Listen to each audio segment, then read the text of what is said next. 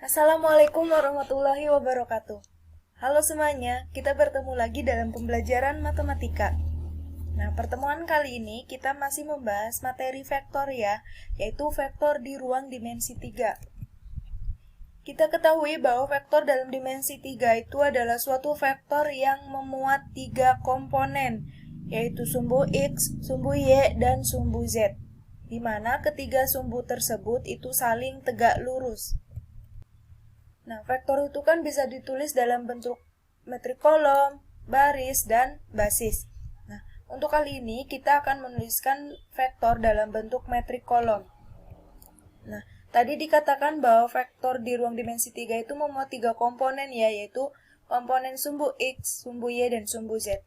Untuk sumbu X, itu adalah komponen depan atau belakang.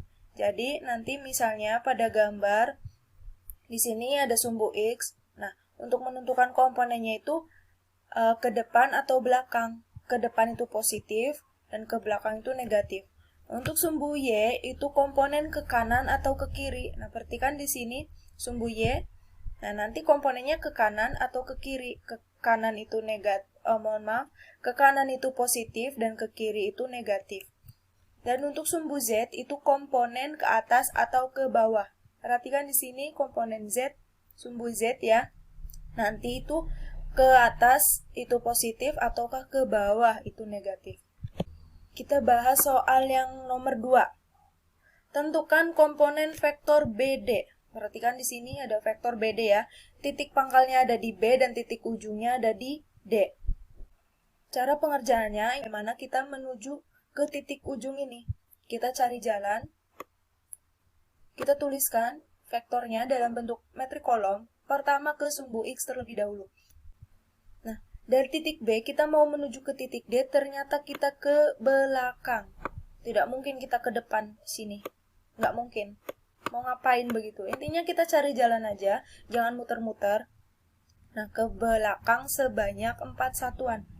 Karena ke belakang itu negatif, maka di sini komponen sumbu X itu adalah negatif 4 begitu.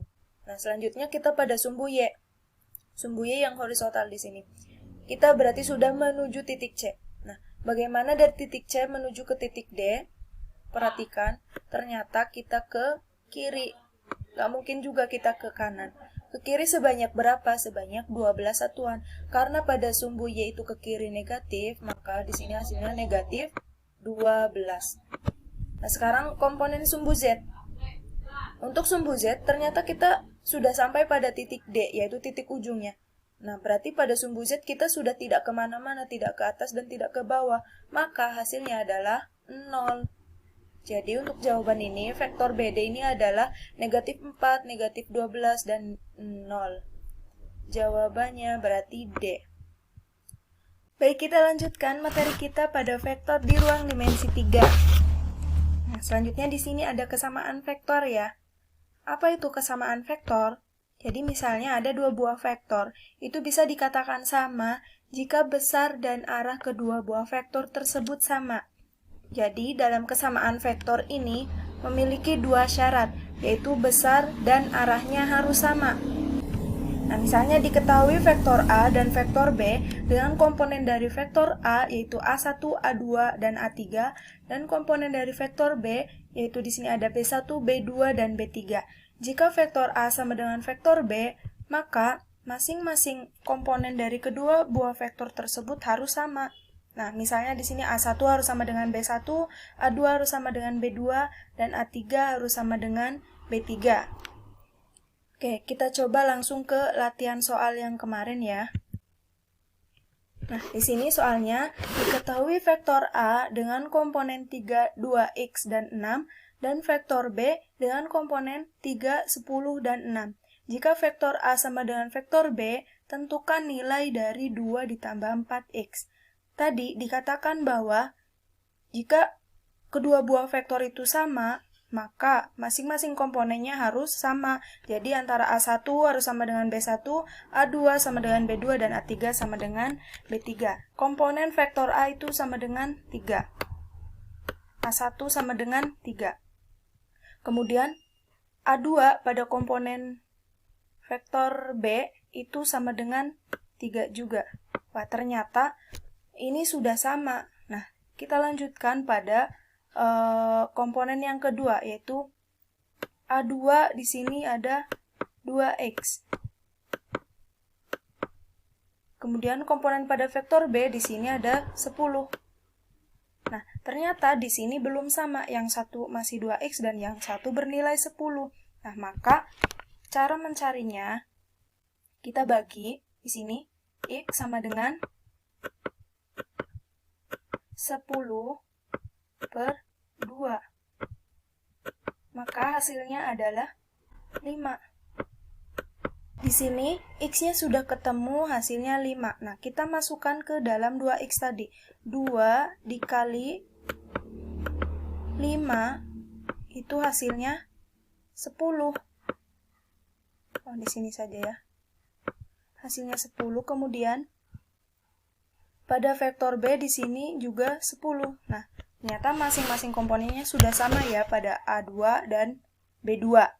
Nah, kita lanjut pada A3 dan B3.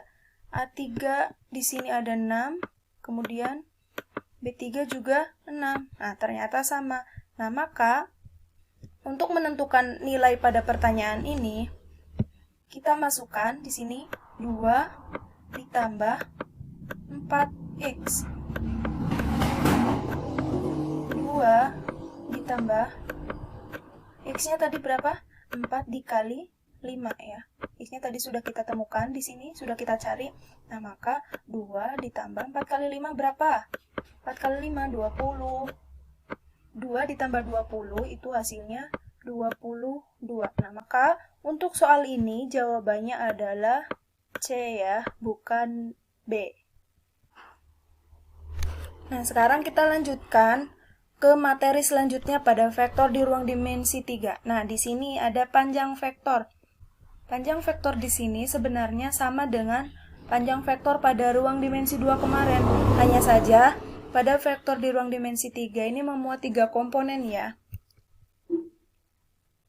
Jika diketahui satu titik, yaitu titik A dengan komponen X, Y, dan Z, maka panjang vektornya itu bisa dirumuskan dengan mutlak vektor A sama dengan masing-masing komponennya ini dikuadratkan.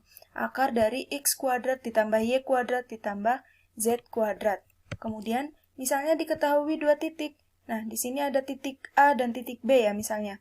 Dengan komponen titik A ada X1, Y1, dan Z1, komponen titik B ada X2, Y2, dan Z2. Maka, panjang vektornya bisa dirumuskan dengan mutlak vektor AB itu sama dengan akar dari X2 kurangi X1 dikuadratkan, ditambah Y2 kurangi Y1 dikuadratkan, ditambah Z2 dikurangi Z1 dikuadratkan. Kita langsung ke contoh soal. Diketahui titik A dengan komponen 4, negatif 3, dan 1, dan titik B dengan komponen 2, 5, dan 3. Pertanyaannya, tentukan panjang vektor AB. Jadi panjang kedua titik ini ya. Nah, karena 2 titik, maka kita menggunakan rumus yang kedua tadi. Ingat, di sini ada X1 ya, berarti ini Y1 dan Z1, dan titik B di sini berarti X2, Y2, dan Z2. Nah, kita masukkan pada rumus X2 tadi adalah 2 dikurangi X1. X1 di sini adalah 4. Nah, maka 2 dikurangi 4 kuadrat. Kita lanjutkan, Y2 tadi adalah 5. Kemudian dikurangi Y1, negatif 3. 5 dikurangi negatif 3 dikuadratkan. Nah, kemudian ditambah Z2 di sini tadi 3, dikurangi Z1 adalah 1 di sini, maka 3 kurangi 1 dikuadratkan. Hasilnya 4 ditambah 6, 4 ditambah 4. Menghasilkan akar 72. Nah, maka panjang vektor AB itu adalah akar 72 satuan. Seperti itu ya, mudah. Assalamualaikum warahmatullahi wabarakatuh.